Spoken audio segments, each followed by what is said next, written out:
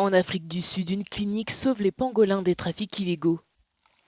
Le pangolin, l'animal le plus braconné au monde, est un mammifère très peu connu du grand public.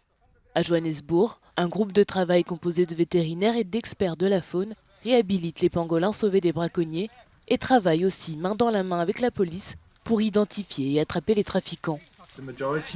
La majorité des échanges commerciaux quittant l'Afrique sont des pangolins morts sous forme d'écailles perdus dans de grands sacs.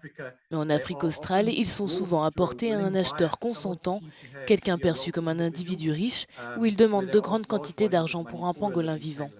De la taille d'un chat domestique, ce mammifère est le seul à posséder des écailles. Elles sont d'ailleurs très recherchées en Asie pour les médecines traditionnelles. Une fois sauvés des griffes de trafiquants, les pangolins sont soignés et nourris par des volontaires.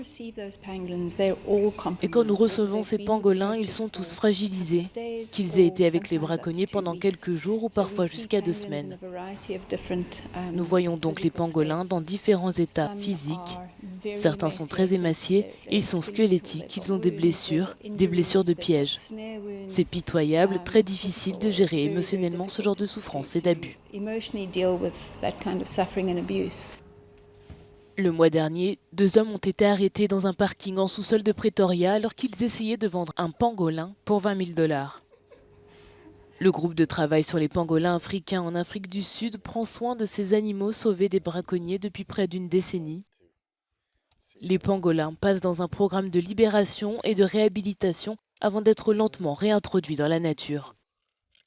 Le groupe assure un suivi des progrès pendant une période pouvant aller jusqu'à 1 an.